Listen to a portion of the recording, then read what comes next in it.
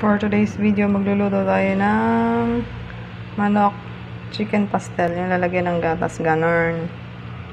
Mga ingredients, siling green, bell pepper, bawang sibuyas, carrots, and patatas. Ayan. Yan na ang ating patatas, carrots. Nakababad talaga sa tubig kasi ang patatas ay nangingitim pag hindi nakababad sa tubig. And yung carrots naman, may lasa siya minsan na ayaw ko, kaya binababad ko rin talaga siya sa tubig.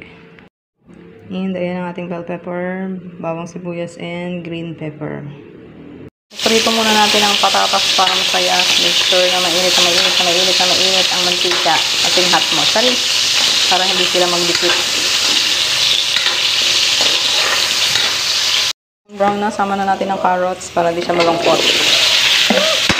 Ay! Muntik malaglag. Hindi siya nalaglag, promise.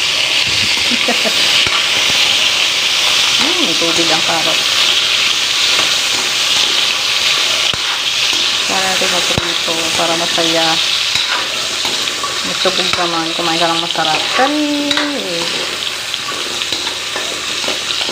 Hindi na pare-parehas ang laki nila. May bunso at may ate. Ayan, basta ganyan. Durog pa rin niya sa tiyan. Ginisa na yung bawang sibuyas. Tapos nilagyan na ng gatas. So, ang aking chicken.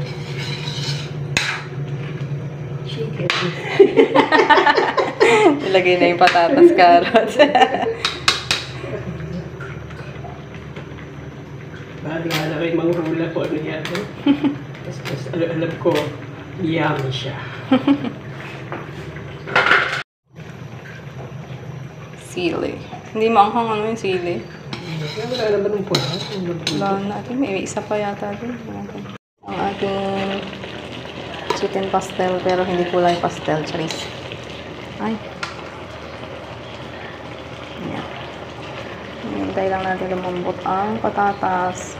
Siyempre, kayo nang bahala kung anong pampalasa pa rin. Pampalasa, ganun. Pare-pares lang. Kain tayo. Ang ating chicken pastel yata ito. Charis.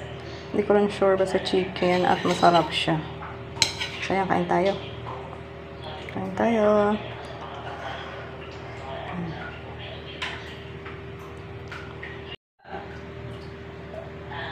Magkano yung lupa?